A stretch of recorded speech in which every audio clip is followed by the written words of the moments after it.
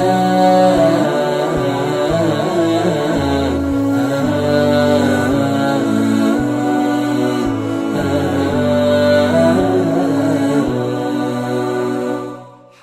അലൈക്കും വറഹ്മത്തുള്ളാഹി വബറകാതുഹു. ഫ്ലാഷ് മീഡിയയുടെ ലെറ്റ്സ് ടോക്ക് എന്ന പ്രോഗ്രാമിൻ്റെ മറ്റൊരു എപ്പിസോഡ് ആരംഭിക്കുകയാണ്. ഇന്ന് നമ്മുടെ കൂടെ അതിഥിയായിട്ടുള്ളത് നിങ്ങൾക്കെല്ലാവർക്കും സുപരിചിതനായ നാസിഫ് കാലിക്കറ്റ്.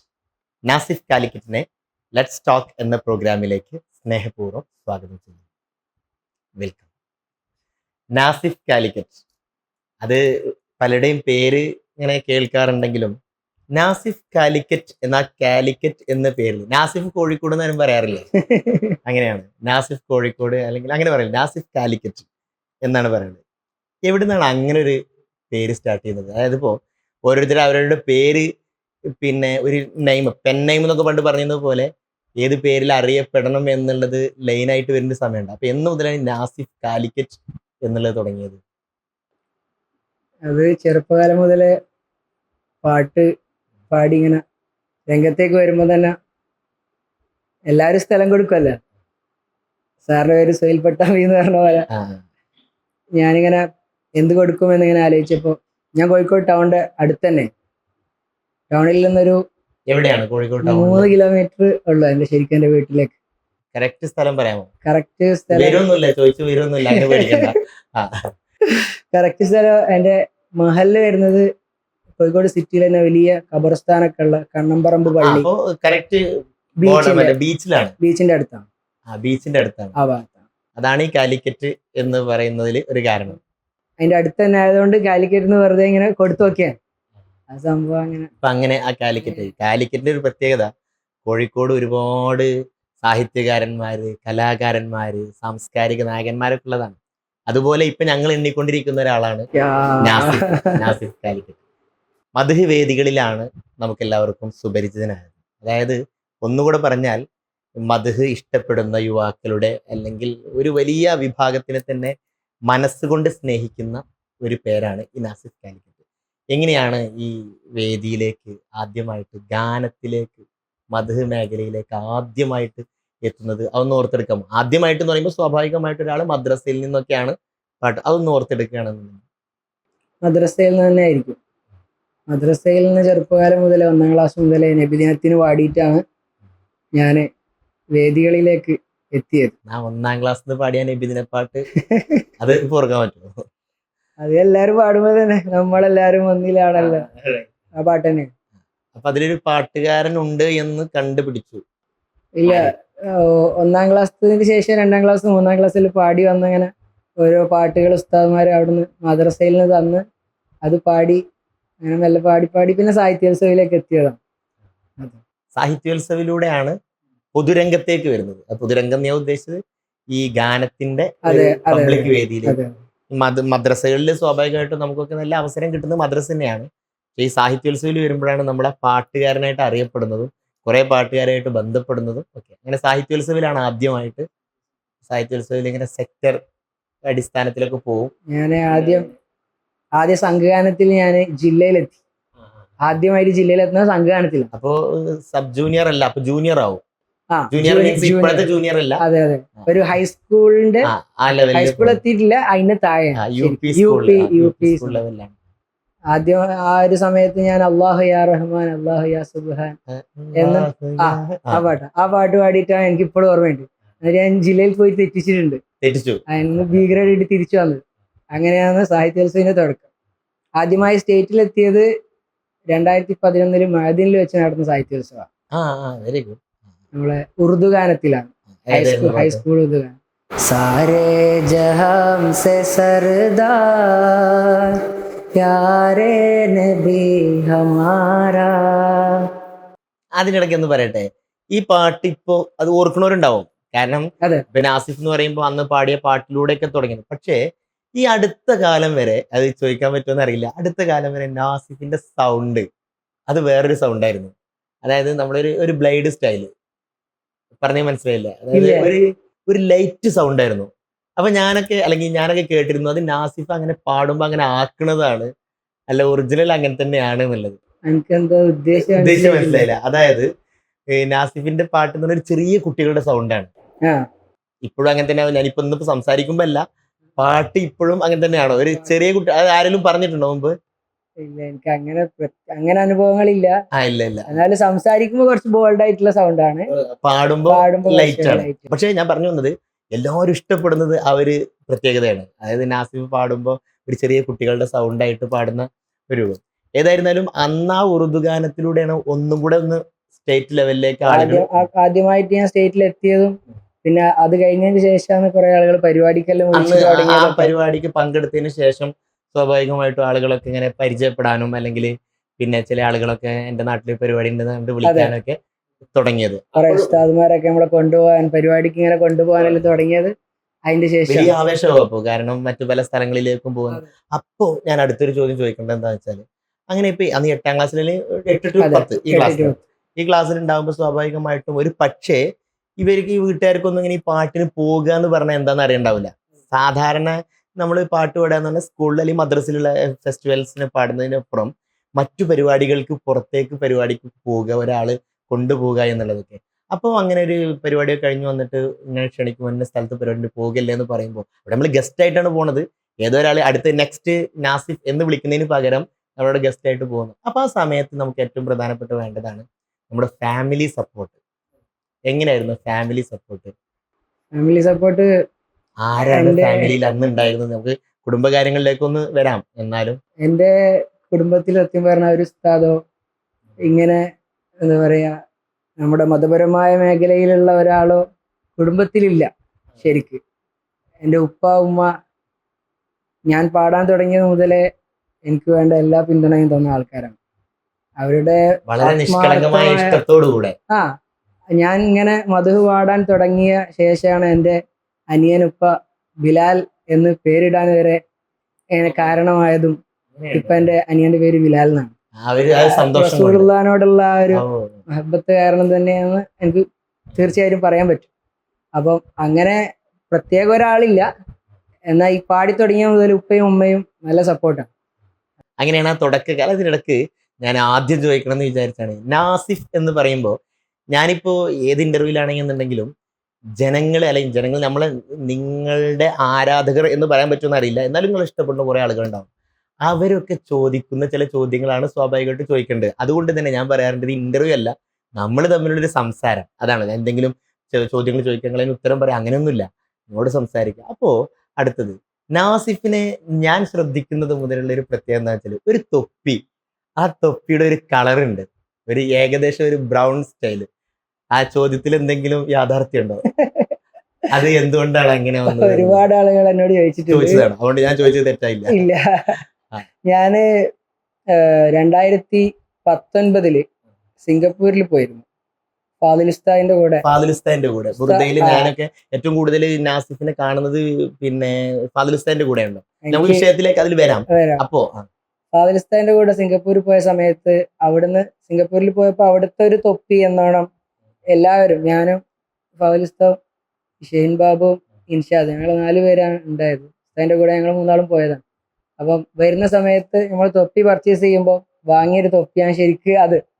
എന്നോട് പലരും ചോദിച്ചു, ഇതാരോ തന്നതാണോ, ഇത് ഇടാൻ വല്ല കാരണമുണ്ടോ? ശരിക്കും അങ്ങനെ ഇല്ല. ഞാൻ നേരെ സിംഗപ്പൂരിൽ നിന്ന് അതിന്റെ കൂടെ വന്ന് നേരെ ഞാൻ പോകുന്നത് ജില്ലാ സാഹിത്യോത്സവത്തിലാണ്. മുക്കത്ത് വെച്ച് നടക്കുന്ന ജില്ലാ സാഹിത്യോത്സവത്തിലാണ് ഞാൻ പോകുന്നത്. അപ്പൊ അവിടുന്ന് വന്ന സമയത്ത് ഒരു പുതുമ എന്നോണം ഞാൻ ധരിച്ചൊരു തൊപ്പിയാണ് ശരിക്കും ആ തൊപ്പി. അത് പിന്നെ ഞാനത് ഉപയോഗിച്ചു വന്ന് പിന്നെ എനിക്കത് ഒഴിവാക്കാൻ പറ്റാതെയായി. ഇപ്പോഴും ഞാൻ അവിടെ നിന്ന് വരുത്തിക്കുന്ന തൊപ്പികളാണ് കളറ് ജസ്റ്റ് മാറ്റി, അതേ പ്രൊഡക്റ്റാണ് ഞാൻ ഇപ്പം ധരിക്കുന്നത്. അതാണ് സംഭവം. ഇനി അതിൻ്റെ ഇടയ്ക്ക് അപ്പൊ പറഞ്ഞപ്പോ പറയാണ്, അതിനിടക്ക് പിന്നെ നാസിഫ് ഒരു തൊപ്പിയുടെ ബ്രാൻഡ് സ്റ്റാർട്ട് ചെയ്തിരുന്നോ? എന്തോ ഒന്ന് സ്റ്റാർട്ട് ചെയ്തെന്നൊക്കെ പറഞ്ഞിട്ട്. അതെ സംഭവം, ഈ തൊപ്പി നമ്മ എപ്പോ സ്റ്റോറി ഇട്ട് ഇൻസ്റ്റാഗ്രാമിൽ ഇട്ടാല് ആളുകൾ ചോദിക്കും, ഇത് എവിടുന്ന വാങ്ങുന്നത്, ഞങ്ങൾക്കൊന്ന് വാങ്ങാൻ വേണ്ടിയിട്ടാണ്. അപ്പം നമ്മളെ ഫോളോവേഴ്സിന് നമുക്ക് എപ്പോഴും ബെസ്റ്റ് കൊടുക്കണം, അല്ലെങ്കിൽ നമുക്ക് ഉറപ്പുള്ള നല്ലൊരു സംഭവം കൊടുക്കണം എന്ന് ആഗ്രഹം. അപ്പൊ ഞാൻ ഈ തൊപ്പി എങ്ങനെയെങ്കിലും നമ്മളെ ഫോളോവേഴ്സിന് കൊടുക്കണം എന്ന് എനിക്ക് ഭയങ്കര ആഗ്രഹം ഉണ്ടായി. ആളുകൾ ചോദിക്കും, ഇത് സിംഗപ്പൂരിൽ പോയിട്ട് വാങ്ങാൻ അവരോട് പറയാൻ പറ്റൂലല്ലോ. അപ്പൊ അങ്ങനെ ഞാൻ എന്ത് ചെയ്തു, മലേഷ്യയിലുള്ള ഒരാളുമായി കണക്ട് ചെയ്തിട്ട് കുറച്ച് തൊപ്പി എടുത്തിച്ചു. അങ്ങനെ ഞാൻ അതിനൊരു പേരിട്ടിട്ട് എന്റെ ഒരു സംഭവം എന്നാണോ അവിടെ ഇമ്പോർട്ട് ചെയ്തിട്ട് അതെ അങ്ങനെ ഞാൻ സ്റ്റാർട്ട് ചെയ്തിട്ട് കൊടുത്തതാണ് ആ ഒരു. നിലവിലുണ്ടോ? ഉണ്ട്. ഞാൻ കഴിഞ്ഞ റമദാനിലാണ് ആദ്യമായിട്ട്. അപ്പോ നിങ്ങള് പിന്നെ ഇൻസ്റ്റഗ്രാമിൽ ഫോളോ ചെയ്യുന്നവർക്ക് അറിയാം അതിനെന്താ ചെയ്യേണ്ടതെന്നൊക്കെ ഉള്ള കാര്യങ്ങൾ അറിയാം. ഓക്കെ. അപ്പൊ ഏതായിരുന്നാലും ആ തൊപ്പിയുടെ കഥ അങ്ങനെ പറഞ്ഞു എന്ന് മാത്രം. നമ്മുടെ വിഷയത്തിലേക്ക് ഇത് വീണ്ടും തിരിച്ചു വരണം. അങ്ങനെയാണ് ഈ സാഹിത്യോത്സവിൽ ഒന്നുകൂടെ ഒന്ന് സജീവമായി. സാഹിത്യോത്സവത്തിന് ശേഷം പതുക്കെ പരിപാടികളിലേക്ക് പോകാൻ തുടങ്ങി. പിന്നെ എന്നു മുതലാണ് ഇതൊരു, നമുക്ക് അങ്ങനെ വാചകം ഉപയോഗിക്കാമല്ല, ഒരു പ്രൊഫഷണൽ ആയിട്ട് നമ്മളൊരു മധു ഗാനരംഗത്തേക്ക് ഔദ്യോഗികമായിട്ട് ഇറങ്ങുന്നത്? അതിന്റെ സാഹചര്യം എന്തായിരുന്നു? മധുഗാന രംഗത്തേക്ക് തിരക്ക് പിടിച്ച പാട്ടുകാരൻ എന്നുള്ള നിലയ്ക്ക് അത് എല്ലാം കൊണ്ടും ഫാദിൽ ഉസ്താദിനെ സമർപ്പിക്കാവുന്നതാണ്. ഫാദിൽ ഉസ്താദിന്റെ കൂടെ ഞാൻ ചെറുപ്പം മുതലേ, ഉസ്താദ് ഞങ്ങളെ നാട്ടിലൊരു പരിപാടിക്ക് വന്ന സമയത്ത് അന്ന് ഞാൻ അവിടെ എന്നെ ഒരു ഉസ്താദ് വിളിച്ചു കൊണ്ടുപോയി കാണാൻ വേണ്ടി, ഉസ്താദിന്റെ പരിപാടി കാണാൻ വേണ്ടി ഞാൻ അവിടെ പോയതാണ്. പോയ സമയത്ത് അന്ന് ഫാദിൽ ഉസ്താദിന്റെ കൂടെ പാടാൻ ആരുമില്ല. അപ്പൊ എന്നെ ഒരു പാട്ട് പാടാൻ വേണ്ടിയിട്ട് ഇങ്ങനെ ആളുകൾ പറഞ്ഞപ്പോ ഞാൻ പാടി. നാട്ടിലത്തെ കുട്ടി. അതെ, അങ്ങനെ പാടി.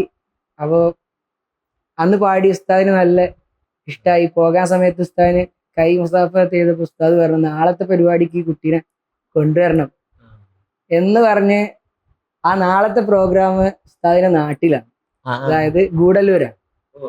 അപ്പം ആ ഗൂഡല്ലൂർ യാത്രയാണ് ശരിക്ക് എന്റെ ആദ്യത്തെ കേരളം വിട്ടിട്ടുള്ള ഒരു യാത്ര എന്നാണ്.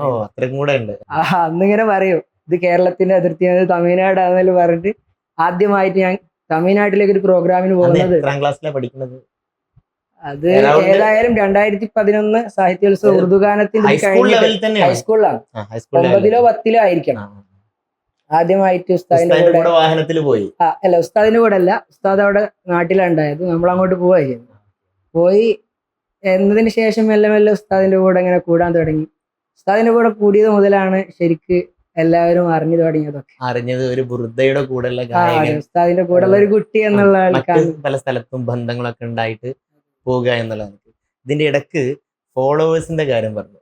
ഇതിൽ നിന്ന് എല്ലാവരും വ്യത്യസ്തമായിട്ട് ഞാൻ മുമ്പ് സ്വാഹതങ്ങളുമായിട്ട് ഇന്റർവ്യൂ നടത്തിയപ്പോഴും അതിലും തന്നെ ഈ നാസിഫിന്റെ ഫോളോവേഴ്സിനെ കുറിച്ച് ഒരു ചർച്ച ഉണ്ടായി. ആര് പറയുകയാണെങ്കിലും നാസിഫിന് നല്ല ഫോളോവേഴ്സ് ഉണ്ട്. എന്ത് സൂത്രവിദ്യയാണ് അതിനുപയോഗിക്കുന്നത്? അതൊന്ന് അറിഞ്ഞാലേ ഇത് വീഡിയോ കാണുന്ന കുറെ ആളുകളുണ്ടാവും. അതായത് ഇപ്പോൾ എല്ലാവരും ഇപ്പം അതിനു വേണ്ടിയിട്ടാണല്ലോ കാര്യമായിട്ട് നിൽക്കുന്നത്. ഈ ഫ്രണ്ട്സിനെ എങ്ങനെ മെയിൻറ്റെയിൻ ചെയ്ത് കൊണ്ടുപോകാൻ അതിനെന്ത് ഐഡിയ ആണ്? അത് ഇൻസ്റ്റഗ്രാം, അതായത് ഈ കൊറോണ സമയത്ത് ഇൻസ്റ്റഗ്രാം യൂസ് ചെയ്ത് സ്റ്റോറികളും കാര്യങ്ങളൊക്കെ ഇങ്ങനെ അപ്ഡേറ്റ് ചെയ്ത് തുടങ്ങുന്ന സമയത്താണ് ശരിക്കും ഈ ഫോളോവേഴ്സിന്റെ എത്രമാത്രം അവർ നമ്മളെ ശ്രദ്ധിക്കുന്നുണ്ട് മനസ്സിലായത്. അത് നമ്മളിപ്പോ ഒരു സ്ഥലത്ത് പോയി, നമ്മളൊരു ഇപ്പൊ സാറിന്റെ നാട്ടിൽ പട്ടാമ്പി എന്ന് പറഞ്ഞ നമ്മള് ആ സ്ഥലത്ത് എത്തിയിട്ടുണ്ടെന്ന് അറിയുമ്പോൾ ആളുകള് നമ്മളോടുള്ള ആ ഒരു സ്നേഹപ്രകടനം, എവിടെയാണുള്ളത്, അതെ, അവര് അത്രമാത്രം നമ്മളെ ആഗ്രഹിക്കുമ്പോ അല്ലെങ്കിൽ ഇഷ്ടപ്പെടുമ്പോ നമ്മള് ചെറിയ രീതിയിലെങ്കിലും അവരോട് റെസ്പോണ്ട് ചെയ്യണം എന്നാണ് എനിക്ക് ഞാൻ അങ്ങനെ ആഗ്രഹിക്കുന്ന ഒരാളാണ് പൊതുവെ. എന്റെ കൂടെ വന്ന ആളുകൾ എന്ന് പിന്നെ അവരോട് ഞാൻ ഇങ്ങനെ വരുമ്പോ നാസിഫിനെ കുറിച്ച് ഇങ്ങനെ ചോദിച്ചറിയാണ്. അപ്പോഴും പറഞ്ഞ ഒരു പ്രധാനപ്പെട്ട പോയിന്റ് ഇതാണ്, നാസിഫ് എവിടെ ചെന്നാലും അവിടെ ആളുകൾ ഉണ്ടാവുന്നത്. അതിപ്പോ എന്റെ നാട്ടിൽ വന്നാൽ അവിടെ ആളുകൾ ഉണ്ടാവും, കണ്ണൂർ പോയാൽ അവിടെ ആളുകൾ ഉണ്ടാവും എന്നുള്ളതാണ്. അതിലേതായാലും നമുക്ക് നല്ല സന്തോഷമുണ്ട്.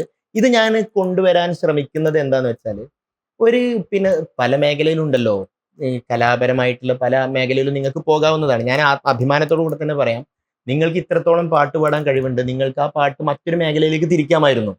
മറ്റൊരു മേഖലയിലേക്ക് എന്ന് പറഞ്ഞാൽ ഞാൻ ഉദ്ദേശിച്ച കാര്യങ്ങൾ മനസ്സിലാവുണ്ടാവും. ഈ ഇതിലാവുമ്പോൾ ഒരുപാട് പരിമിതികളുണ്ട്. ഇതിൽ പാടുമ്പോൾ അതിനനുസരിച്ച് പോകുമ്പോഴൊക്കെ ഒരുപാട് പരിമിതികളുണ്ട്. പക്ഷെ എന്നിട്ടും നിങ്ങൾ ഈ മേഖലയിൽ നിന്നാലും അപ്പോഴും ഈ പറയപ്പെടുന്ന ഒരു വൻ ടീം നമ്മളെ സ്നേഹിക്കുന്നവരുണ്ടാകും, നമ്മുടെ കൂടെ ഉണ്ടാകും എന്നുള്ളത് നിങ്ങൾ സാക്ഷ്യം വഹിക്കുകയാണെന്നുള്ളതാണ്. അത് സത്യം. അങ്ങനെയാണെങ്കിൽ ആരൊക്കെയാണ് നിങ്ങളുടെ ഫോളോവേഴ്സ്? ഞാൻ ആളുടെ വ്യക്തിപരമായിട്ട് എണ്ണങ്ങൾ, ആളുടെ പേര് പറയാനല്ല ഉദ്ദേശിച്ചത്, ഏതൊക്കെ കാറ്റഗറിയിലെ ആളുകൾ നിങ്ങളുടെ ഒരു അനുഭവം വെച്ച് പറയുകയാണെങ്കിൽ?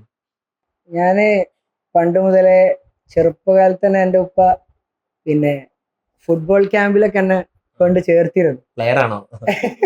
പ്ലെയർ ഒന്നുമല്ല, എവിടെ ക്ലച്ച് പിടിക്കാന്നുള്ളൊരു ഭാഗമായിട്ട് ഉപ്പ ചെറുപ്പകാലം മുതൽ ഉപ്പ ഭയങ്കര ഫുട്ബോളിന്റെ ആളായിരുന്നു. അപ്പം എന്നെ കൊണ്ട് ചേർത്തിയത് മുതൽ ഞാൻ അതിനോട് ജസ്റ്റ് ഒരു ടച്ച് ഉണ്ടാക്കി വന്നിട്ടുണ്ടായി. അന്ന് മുതലേ എനിക്ക് ഫുട്ബോളിന്റെ കൂട്ടുകാർ ഒരുപാടുണ്ടായി. ഇന്നും അവർ നല്ല ടൂർണമെന്റ്സിലും കളിക്കുന്ന പ്ലെയേഴ്സ് ആയിട്ടുള്ള ആളുകളുണ്ട്. എന്നാൽ അവർക്ക് ഇപ്പോഴും നമ്മളെ യൂട്യൂബിലും അവിടെ ഇവിടെയും പാട്ടൊക്കെ കേൾക്കുമ്പോൾ അവർക്കൊരു സന്തോഷമാണ്. അപ്പം നമ്മളെന്താ പറഞ്ഞത്? അതെ, പിന്നെ അപ്പൊ വ്യത്യസ്തമായ ടീമുകൾ നമ്മളെ ഫോളോവേഴ്സ് ആയിട്ടുണ്ട്. അപ്പൊ ഒന്ന് ഫോളോവേഴ്സ് ആയിട്ടുള്ളത് ഈ ഫുട്ബോൾ കളിക്കുന്ന കുട്ടികളും അതിഷ്ടപ്പെടുന്ന ആളുകളും. ഞാൻ ഇടയ്ക്കിടയ്ക്ക് അതിനെ ഇങ്ങനെ അതിലൂടെ നമുക്ക് എന്ത് ചെയ്യാൻ പറ്റും, താല്പര്യമുള്ള ആളാണ്. ഫുട്ബോളിനോട് താല്പര്യമുള്ള ആളാണോ? അതെ. ഏതാ ടീം? അല്ല, അങ്ങനെ ടീമോ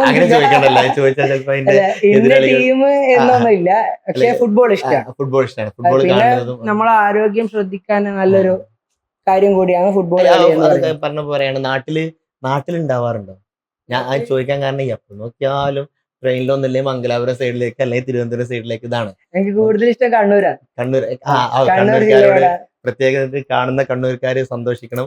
കണ്ണൂരിലാണ് അതിന്റെ കാരണം. എനിക്ക് തോന്നുന്നത് കണ്ണൂരിൽ ചെന്ന് ഒരുപാട് സ്നാക്സും വിഭവങ്ങളും അതാണോ? എല്ലാവരും ചോദിക്കുന്ന ഒരു കാര്യം കണ്ണൂരിനോട് എന്താ ഇത്ര ഇഷ്ടമെന്ന്.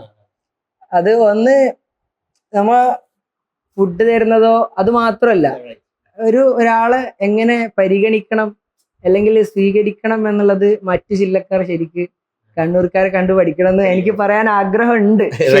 ഞാനത് വന്ന് സംസാരിച്ചപ്പോഴെന്നെ സത്യത്തിൽ കോഴിക്കോടാണല്ലോ, പക്ഷെ നിങ്ങളെ സംസാരത്തിൽ പല സ്ലാങ്ങുകളും കണ്ണൂര് കടന്നു വന്നോന്ന് സംശയം ഞാൻ അപ്പൊ ചോദിച്ചാലോ എന്ന് കരുതി. ഞാൻ കരുതി എന്തെങ്കിലും റിലേഷൻഷിപ്പ് ഉണ്ടാവുന്നു. ഇപ്പൊ നമ്മൾ ക്രിയേറ്റ് ചെയ്ത റിലേഷൻഷിപ്പാണ് കണ്ണൂരുമായിട്ടുള്ളത്. പ്രോഗ്രാമിന് പോകുന്നത് കണ്ണൂർ സൈഡിലേക്കാണ് ഇഷ്ടം.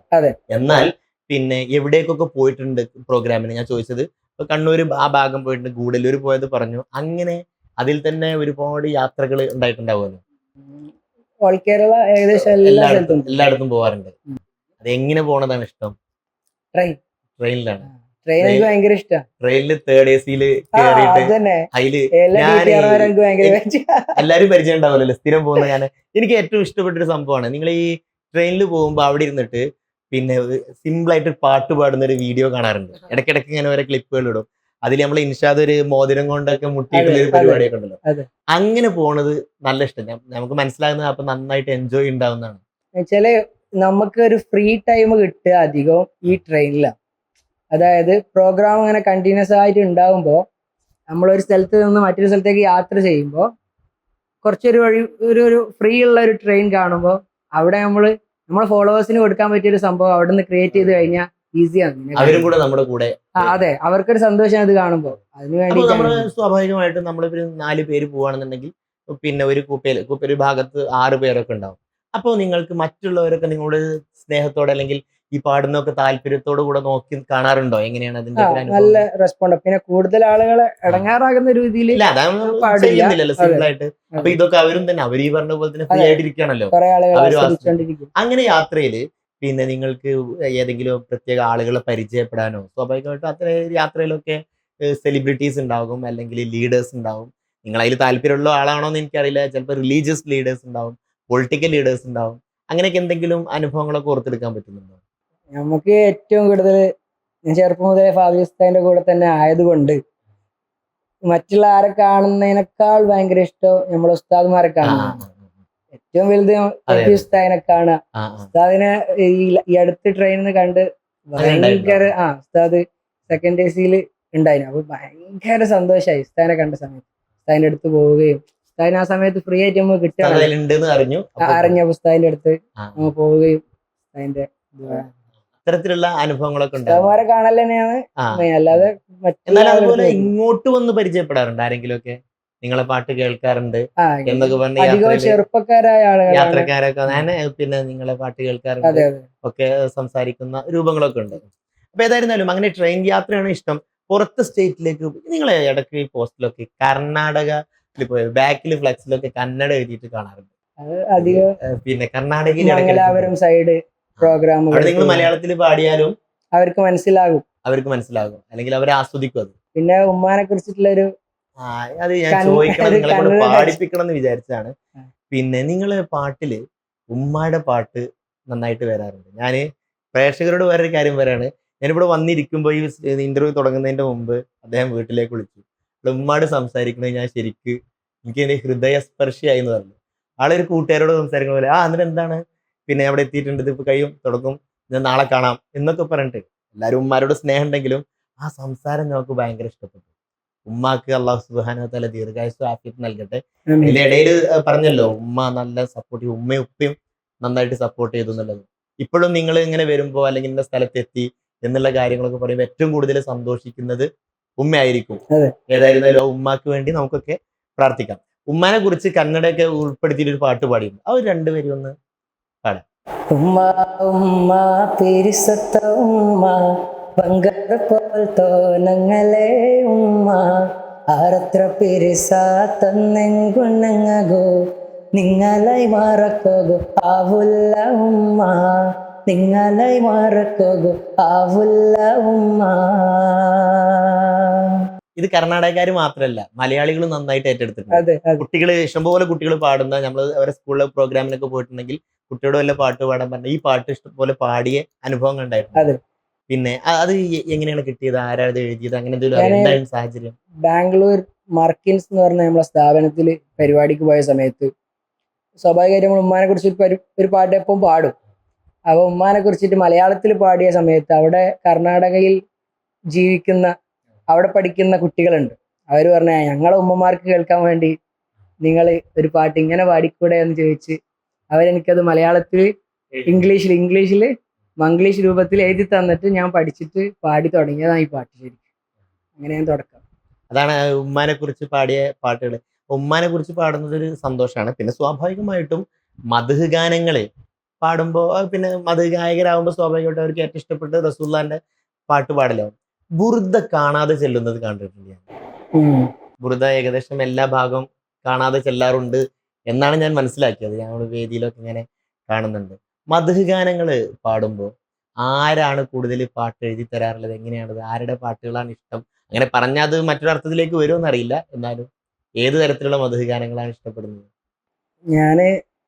എനിക്ക് തോന്നുന്നു ഞാൻ കൂടുതൽ സെലക്ട് ചെയ്തിട്ടുള്ള പാട്ടുകൾ നമ്മളെ സ്വാദിഖ് പെരുന്താറ്റി ഉസ്താദിന്റെ അവരെ പാട്ടുകളാവണം ഞാൻ കൂടുതലും പാടാറുള്ളത്. ഏറ്റവും ഇഷ്ടപ്പെടാൻ എങ്ങനെ ഉണ്ടാവും ചിലർക്കൊക്കെ ഒരു പാട്ട് പാടുന്ന പറഞ്ഞാൽ ചെറുപ്പം മുതലേ ഒരുപാട് മുന്നേ പാടി വന്നൊരു പാട്ട്, അതിരുകളില്ലാത്ത സ്നേഹതരംഗം ത്വാഹ റസൂലുള്ള നൂറുള്ള. ആ പാട്ട് ഞാൻ ഒരുപാട് മുന്നേ പാടിയാണ്. അത് ഈ പറഞ്ഞ ഉസ്താദിന്റെ പാട്ടാണ്, പെരുന്താറ്റി ഉസ്താദ്. അതുപോലെ ഏറ്റവും ലേറ്റസ്റ്റ് ആയിട്ട് ഞാൻ പാടി വന്നപ്പോ മദീനത്തു പോയിടുവാൻ പുതിയ മണിമുത്തിനിഷ്ടമായിടുമോ പേടിയ മഹബത്ത് നാവിൽ മാത്രം ബാക്കിയ മരണത്തിൻ മുൻപേ വിളി വരില്ലേ ഹാദിയ. ഈ പാട്ടും അവരെഴുതിയതാണ്. അതെ, എനിക്ക് ഇങ്ങനെയുള്ള ആളുകൾക്ക് പെട്ടെന്ന് മനസ്സിലാകുന്ന പാട്ടുകൾ പാടാനാണ് എനിക്കിഷ്ടം. റൈറ്റ്. അതായത് പിന്നെ നമ്മൾ മത്സരത്തിനൊക്കെ സ്വാഭാവികമായിട്ടും പോകുമ്പോൾ അതിന്റെ നിയമവശങ്ങളൊക്കെ നോക്കിയിട്ട് ഇതിപ്പോ ഞാൻ തങ്ങളോട് സംസാരിക്കണ്ടായി. തങ്ങളോട് പറയുമ്പോഴും തന്നെ ആ ഹൃദയത്തിലേക്ക് കൊടുക്കുന്ന വാക്കുകൾ, അതാണ് അത്തരം പാട്ട് പാടാനാണ് ഇഷ്ടം. അത് സപ്പോർട്ട്, സദസ്സിന്ന് സപ്പോർട്ടും അങ്ങനത്തെ പാട്ടുകൾക്ക് തന്നെയാണ് കിട്ടാറുള്ളത്. ഏത് ഭാഗത്തുള്ള സദസ്യരാണ് നല്ല ഇൻട്രസ്റ്റ് ആയാലും? കണ്ണൂർ കൂടി അതൊന്നും മിക്കവാറും ചിലപ്പോൾ കണ്ണൂരാവും. അല്ല പിന്നെ ചില സ്ഥലങ്ങളിലൊക്കെ ചെല്ലുമ്പോൾ ആവേശം കൊണ്ട് ചെയ്യുന്നവരുണ്ടാകും. നമുക്ക് തന്നെ അത്ഭുതപ്പെടുന്നുണ്ട്. ഏത് ഭാഗത്തുള്ളവരാണ് സദസ്യരായിട്ട് കിട്ടണം എന്നാണ് ആഗ്രഹിക്കാറുള്ളത്? സദസ്യരായിട്ട് കിട്ടണം ആഗ്രഹിക്കാറ് നമ്മളെ കാസർഗോഡ് ചില ഭാഗങ്ങളിൽ നല്ല ആവേശത്തോട് ഒരുപാട് തടിച്ചുകൂടുന്ന ഒരു യുവാക്കളെ ഒരു കൂടുതൽ പ്രോഗ്രാം അവിടെ തന്നെയാണോ? കാസർഗോഡ്, കണ്ണൂർ, മാംഗ്ലൂർ അവിടെയാണ് കൂടുതൽ പ്രോഗ്രാം ഉണ്ടാവുക. കുറച്ച് മുന്നേ ഒക്കെ നമ്മളെ കൊടുവള്ളി ഭാഗത്തൊക്കെ ഇതേപോലെ നല്ല ഒരുപാട് ഏരിയകൾ ഉണ്ടാവും. അവിടെ നല്ല നല്ല പരിപാടികൾ ഉണ്ടാകാറുണ്ട്. ഇപ്പം അവിടെ കുറവാണ്. പക്ഷെ കാസർഗോഡ് നമ്മളെ ഈ ചെറിയ ഉസ്താദിന്റെ ആ പരിപാടിയൊക്കെ ഭയങ്കര സജീവമായിട്ട് എല്ലാ വർഷവും സ്ഥിരമായിട്ട് പങ്കെടുക്കുന്ന ഏതെങ്കിലും പരിപാടിയുണ്ടോ?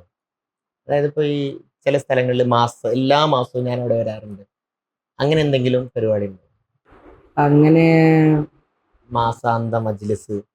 ഇപ്പൊ ഞാൻ ചോദിക്കാൻ കാരണം ഇപ്പൊ നമ്മളെ തങ്ങള് ടീമൊക്കെ ഈ കൊണ്ടോട്ടിയിൽ ഒരു റീഹുസ് സഭ എന്ന് പറഞ്ഞിട്ട് ഒരു പരിപാടിയിൽ സ്ഥിരമായിട്ട് പങ്കെടുക്കുന്നുണ്ടെന്ന് പറഞ്ഞു. ഡോക്ടർ മുഹ്സിൻ സാറിന് അതുപോലെ ഏതെങ്കിലും പരിപാടിയിൽ സ്ഥിരമായിട്ട് അറ്റൻഡ് ചെയ്യുന്നുണ്ടോ? യാദൃശികമായിട്ട് അറ്റൻഡ് ചെയ്യുന്നുണ്ടാവും.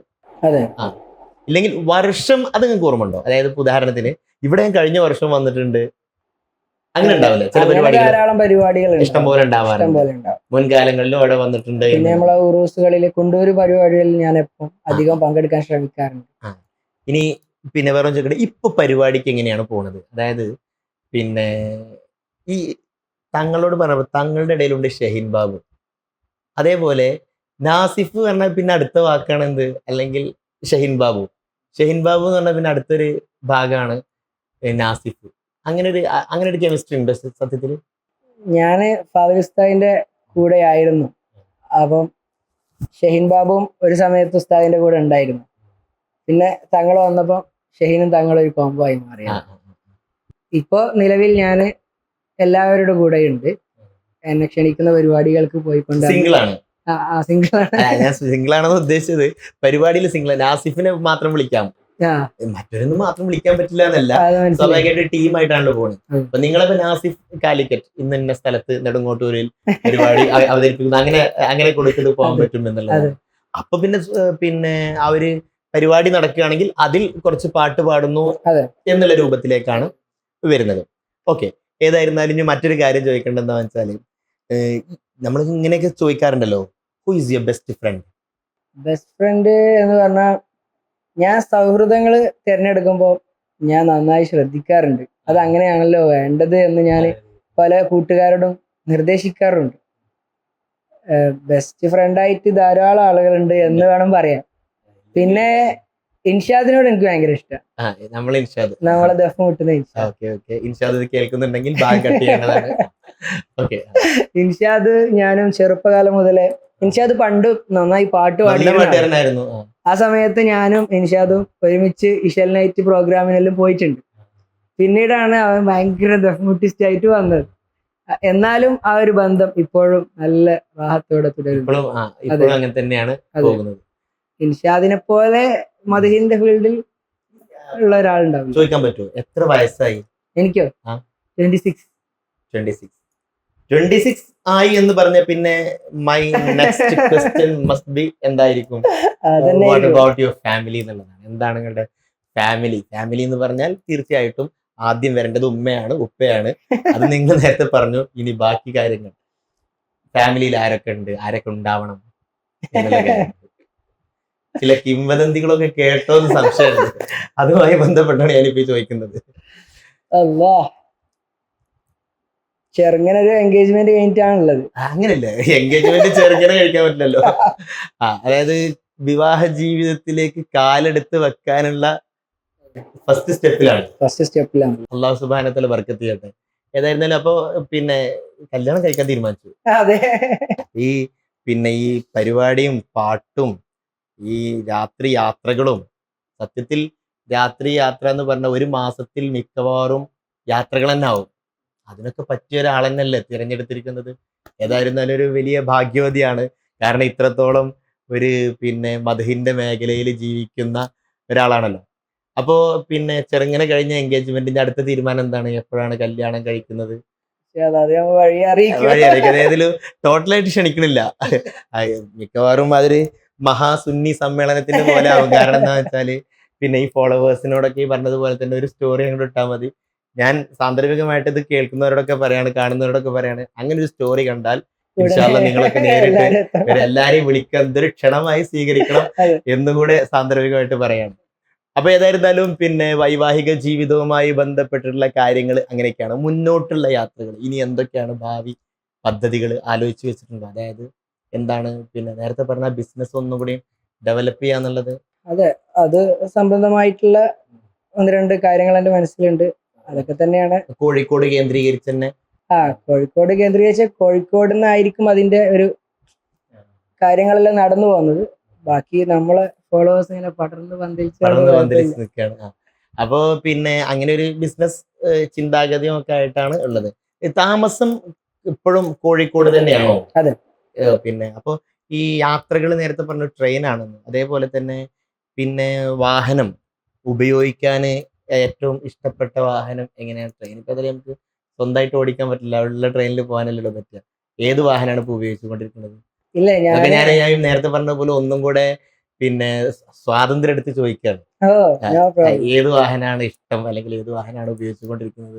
എനിക്ക് ബൈക്ക് യാത്ര തീരെ ഇഷ്ടമല്ല ശരിക്കും. തീരെ ഇഷ്ടമില്ലാന്നോ? അതെ, ഓക്കെ ഓക്കെ. അർജന്റ് ആയിട്ട് ടൗണിൽ പോകുമ്പോൾ മാത്രം ബൈക്ക് യൂസ് ചെയ്യുക എന്നുള്ള ഒരു ചിന്തയാണ് ശരിക്ക്. ബൈക്ക് ഒരിക്കലും സേഫ് അതാണ് അല്ല. ഞാൻ ബൈക്കിൽ വന്നു എന്ന് പറഞ്ഞപ്പോ നിങ്ങൾക്ക് അതെ, ഒരു മ്ലാനത, ബൈക്കിലോ എന്ന് ചോദിച്ചത്. അത് സംബന്ധിച്ച ബൈക്ക് ഒരിക്കലും സേഫ് അല്ലല്ലോ. ബൈക്ക് എവിടെ തട്ടിയാലും മുട്ടിയാലും നമ്മളെ ബോഡിയാണ് പ്രശ്നം. അപ്പൊ അതുകൊണ്ട് ബൈക്ക് യാത്ര കൂടുതൽ പ്രോത്സാഹിപ്പിക്കാറില്ല. ദാറ്റ്സ് എ ക്ലിയർ പോയിന്റ് ആണ്. കാരണം എന്താ വെച്ചാല് ബൈക്ക് സേഫ് അല്ല. അല്ല, ഒരിക്കലും അല്ല. കാരണം വിദേശ രാജ്യങ്ങളിലൊക്കെ ഇപ്പൊ ഈ എമിറേറ്റ്സിലൊക്കെ ബൈക്കിന്റെ ലൈസൻസ് എത്രയോ വർഷങ്ങളായിട്ട് ആരും എക്സ്റ്റെൻഡ് ചെയ്യാറില്ല എന്നാ പറഞ്ഞത്. ഒന്നില്ലെങ്കിൽ അയാൾ ആ പരിപാടി നിർത്തും, അല്ലെങ്കിൽ അതിന്റെ ഉള്ളിൽ എങ്ങനെയെങ്കിലും ഒക്കെ പ്രശ്നം ഉണ്ടാവുന്നുണ്ട്. ബൈക്ക് ഇഷ്ടമല്ല, ബൈക്ക് യാത്ര പൊതുവെ പ്രോത്സാഹിപ്പിക്കുന്നില്ല. എന്നാൽ നമ്മ വേഗം ട്രെയിൻ കയറാൻ വേണ്ടി ബൈക്ക് എടുത്തിട്ട് പോകുന്നു, അവിടെ വെക്കുന്നു, തിരിച്ചു വരുന്നു. അത് സിമ്പിൾ, ഒരു 3 കിലോമീറ്റർ എന്നുള്ളൊരു ഡിസ്റ്റൻസ്.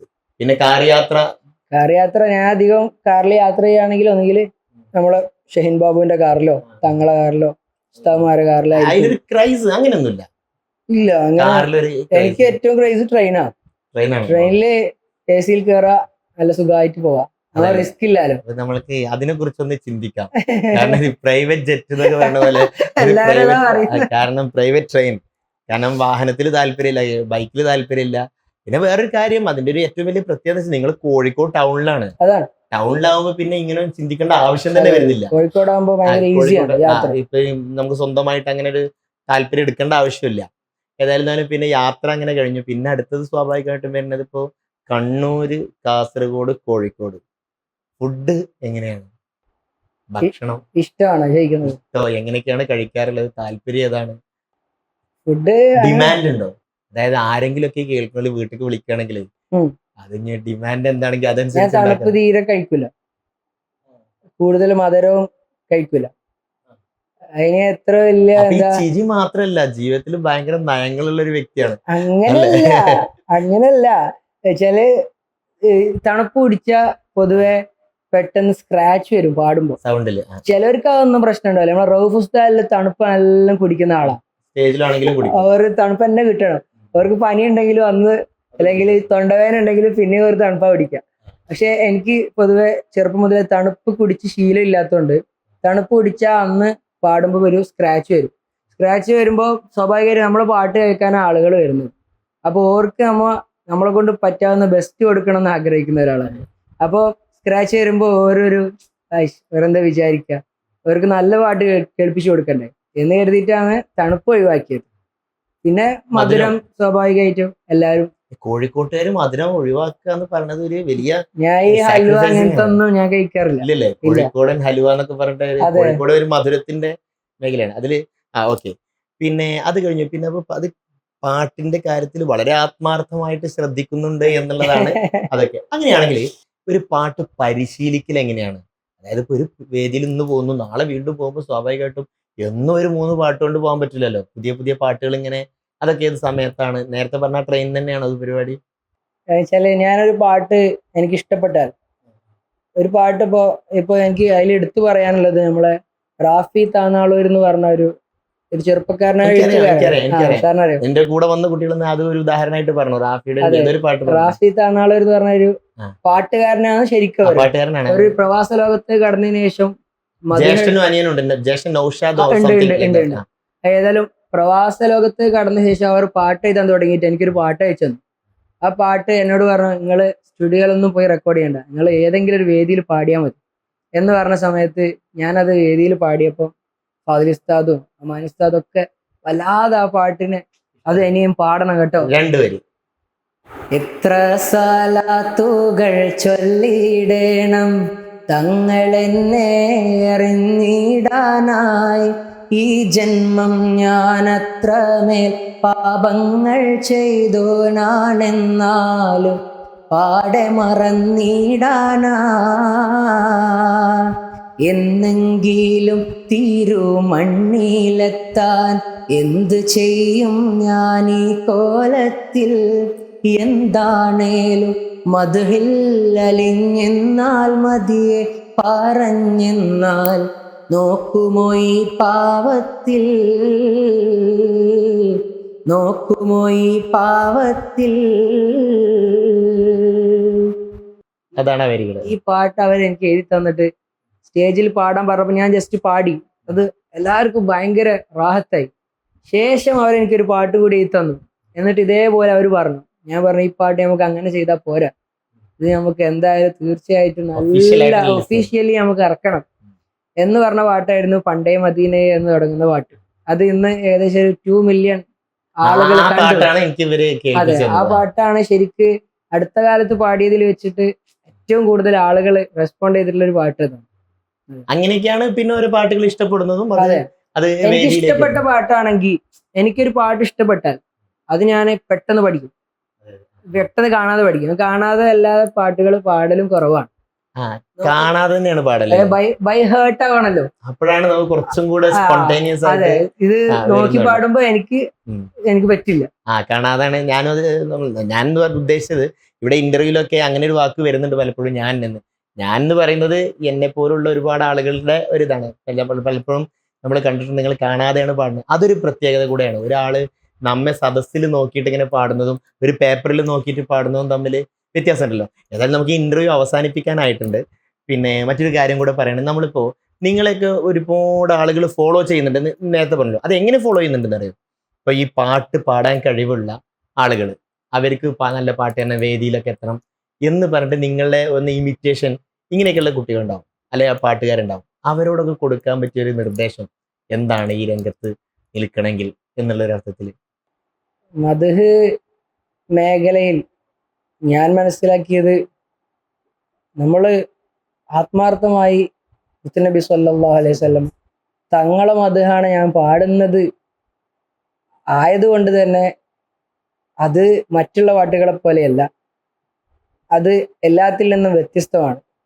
അപ്പൊ നമ്മൾ പാടുന്ന മുത്തുനബി തങ്ങളെ കുറിച്ചായതുകൊണ്ട് തന്നെ മുത്തുനബി തങ്ങളുടെ ധാരാളം സുന്നത്തുകൾ കൂടി നമ്മുടെ ജീവിതത്തിലേക്ക് കൊണ്ടുവന്നാൽ അത് നമുക്ക് തുടർക്കാലത്തേക്ക് ഭയങ്കര നമ്മളെ ഈ മേഖലയിൽ തന്നെ പിടിച്ചു നിർത്താൻ അത് വലിയ കാരണമാണ്. അവിടുത്തെ ഒരു പ്രത്യേക തിരുനോട്ടവും ആ ഒരു ഇത് നമുക്ക് ലഭിക്കുമെന്ന് ആണ് എൻ്റെ പ്രതീക്ഷ. അത് വളരെ പ്രധാനപ്പെട്ട ഒരു കാര്യം. അതുപോലെ നിങ്ങളെ നേരത്തെ പറഞ്ഞത്, നിങ്ങളെ ഇഷ്ടപ്പെടുന്നവരാണ് നിങ്ങളെ ഈ സോഷ്യൽ മീഡിയയിൽ ഫോളോ ചെയ്യുന്നത്. അപ്പൊ ഈ പ്രത്യേകിച്ച് സോഷ്യൽ മീഡിയയിലൊക്കെ ഫോളോ ചെയ്യുന്ന, അതിൽ ഫുൾ ടൈം ഉപയോഗിച്ചുകൊണ്ടിരിക്കുന്ന നിങ്ങളെ ഇഷ്ടപ്പെടുന്ന കുട്ടികൾക്ക് അല്ലെങ്കിൽ യുവാക്കൾക്കൊക്കെ നിങ്ങൾക്ക് കൊടുക്കാവുന്ന നിർദ്ദേശങ്ങൾ സോഷ്യൽ മീഡിയയുമായി ബന്ധപ്പെട്ട് അത് നന്നായിട്ട് എഫക്റ്റ് ചെയ്യും എന്നുള്ളത് കൊണ്ടാണ് ഞാൻ ആ ചോദ്യം ചോദിക്കുന്നത്. എനിക്ക് ചോദ്യം മനസ്സിലായില്ല. അതായത് ഈ സോഷ്യൽ മീഡിയ ഫുൾ ടൈം ഉപയോഗിക്കുന്ന ആളുകൾ ഉണ്ടാവുമല്ലോ, അവരാണ് നിങ്ങളെ ഫോളോ ചെയ്യുന്നത്. അവര് ഫോളോ ചെയ്യുന്നത് നിങ്ങൾ ഇഷ്ടപ്പെട്ടിട്ടാണ്. നിങ്ങൾ അപ്പൊ ഒരു കാര്യം പറഞ്ഞാൽ അവര് ശ്രദ്ധിക്കും. ഈ സോഷ്യൽ മീഡിയ ഉപയോഗിക്കുന്ന ഈ വിദ്യാർത്ഥികളോട്, സോഷ്യൽ മീഡിയ ഉപയോഗിക്കുന്ന യുവാക്കളോടൊക്കെ ശ്രദ്ധിക്കാൻ വേണ്ടിയിട്ട് നിങ്ങൾക്ക് എന്തെങ്കിലും നിർദ്ദേശങ്ങൾ കൊടുക്കാനുണ്ടെങ്കിൽ അവർ വഴി തെറ്റിപ്പോവാതിരിക്കാൻ. സോഷ്യൽ മീഡിയയിൽ ശരിക്ക് എല്ലാം ഉണ്ട്. അപ്പോ നിങ്ങൾ സുന്നത്തും കൂടെ, അതാണ് ഞാൻ ചോദിക്കാൻ കാരണം. നമ്മള് എല്ലാം കാണുമ്പോ എല്ലാത്തിന്റെയും പിന്നിലോടാതെ അതിൽ നിന്ന് ഏറ്റവും ബെസ്റ്റ് ആയിട്ടുള്ളത് എന്താണെന്ന് തിരിച്ചറിയുക എന്നുള്ളതാണ് ഒരു വലിയ കാര്യം എന്ന് പറയുന്നത്. ഒരാള് അല്ലെങ്കിൽ ഒരു വലിയ ഒരു സെലിബ്രിറ്റി എന്ന് പറയുന്ന പോലത്തെ ഒരാള് ചെയ്യുന്നതെല്ലാം നല്ലതായിക്കൊള്ളുന്നില്ല. അതിൽ അയാൾ ചെയ്യുന്നതിൽ എന്ത് നല്ലതുണ്ട് അത് മാത്രമാണ് നമ്മൾ ചൂസ് ചെയ്യേണ്ടത്. അയാൾ ചെയ്യുന്ന എല്ലാം നമ്മൾ ചെയ്യണമെന്നില്ല, നമ്മൾ ജീവിതത്തിലേക്ക് കൊണ്ടുവരണമെന്നില്ല. അയാളിലുള്ള നന്മകൾ മാത്രം നമ്മൾ എടുക്കുക. ഞാൻ എന്താ പറയാ, ഒരു അവസരത്തിൽ പറയാണ്, ഞാൻ ഇപ്പൊ ഈ ഫുട്ബോൾ പ്ലെയേഴ്സിനെ 1-2 ആളുകളെ ഞാൻ ഫോളോ ചെയ്തിട്ടുണ്ട്. ശരിക്കും അത് എൻ്റെ ഫോളോവേഴ്സിന് കാണാൻ പറ്റും എന്ന് കരുതി ഞാൻ അയാളുടെ ഭയങ്കര ആരാധകനല്ല. ശരിക്കും ഞാൻ അയാളെ എല്ലാം കൊണ്ട് അംഗീകരിക്കുന്ന ആളുമല്ല. പക്ഷെ അയാളിലുള്ള എന്തെങ്കിലും ഉണ്ടെങ്കിൽ അത് നമ്മളെ ഫോളോവേഴ്സിന് നമ്മുടേതായ നല്ല രീതിയിൽ കൊടുക്കാൻ പറ്റുമെങ്കിൽ ആ ഒരു മാനദണ്ഡത്തിലാണ് ശരിക്കും ഞാൻ അയാൾ എന്ന് പറഞ്ഞതുപോലെ എല്ലാം നമ്മൾ ഫോളോ ചെയ്യണ്ട, അത്യാവശ്യത്തിനുള്ള നമുക്ക് പറ്റുന്ന കാര്യങ്ങൾ മാത്രം, നല്ലത് മാത്രം ചൂസ് ചെയ്യുക, അത് നമ്മുടെ ജീവിതത്തിൽ കൊണ്ടുവരിക. Very good. ഞാനിപ്പോൾ ഈ ചോദ്യം മനഃപൂർവ്വം ചോദിച്ചതാണ്.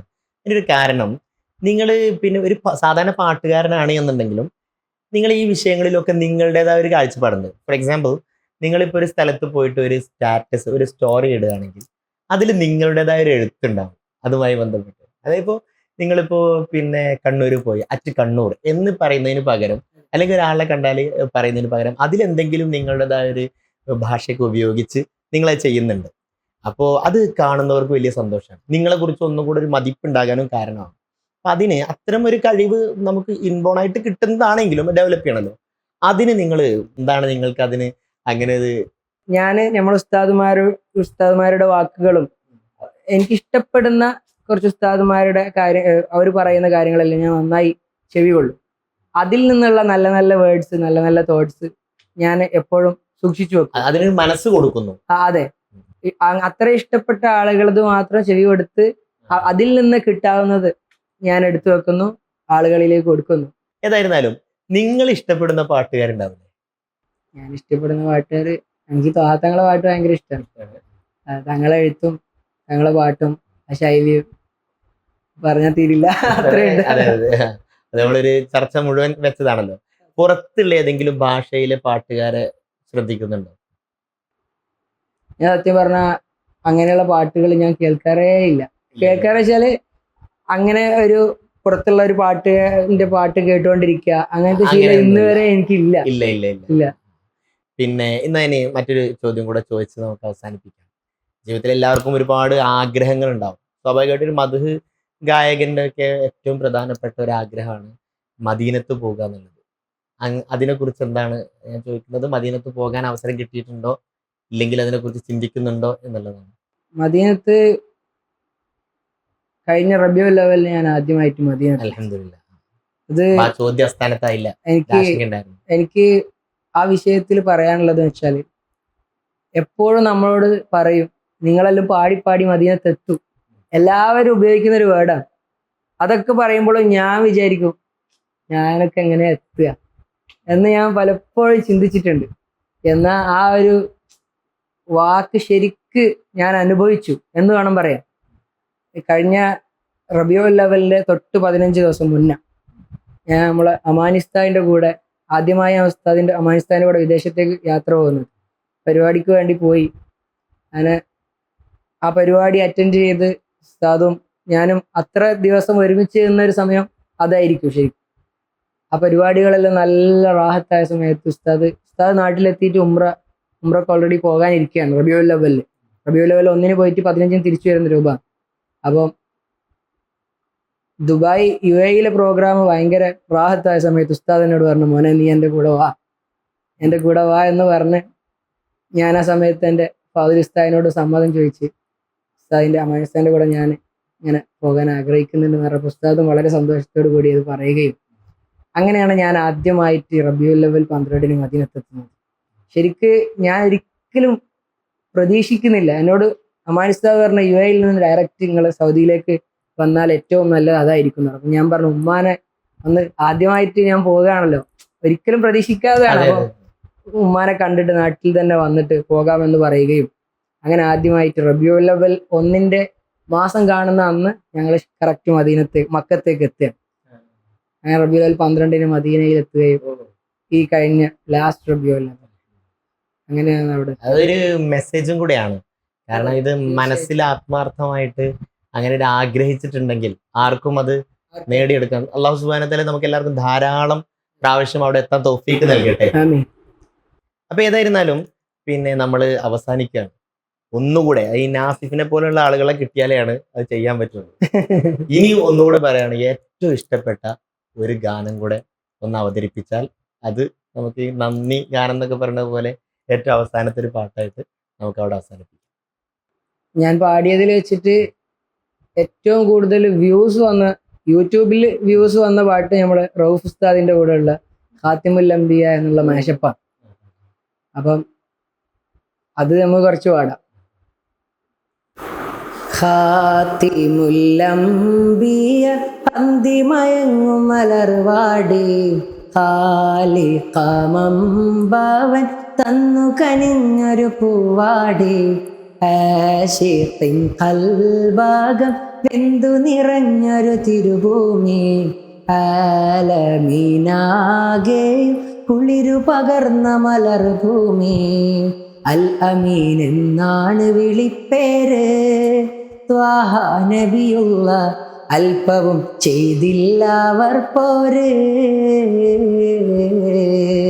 അത്ഭുതം തീർത്തുള്ളൊരു നേതാവ് ഖാത്തിം സല്ലല്ലാഹ് അഹദിനന്ത്യ പ്രവാചകര പൂവ് റൗളയിൽ പോകാനി ഖൽബോ നന്നല്ല തൗബായിൽ പോലും കരഞ്ഞ കണ്ണല്ല ഈറിപ്പുകയും മനസ്സല്ലാതില്ല എണ്ണി പറയാനും തെറ്റല്ലാതില്ല പറഞ്ഞു പറഞ്ഞു പകലിരവുകൾ കൊഴിഞ്ഞു വല്ലാതെ പാദം ചേർക്കണം വൈകാതെ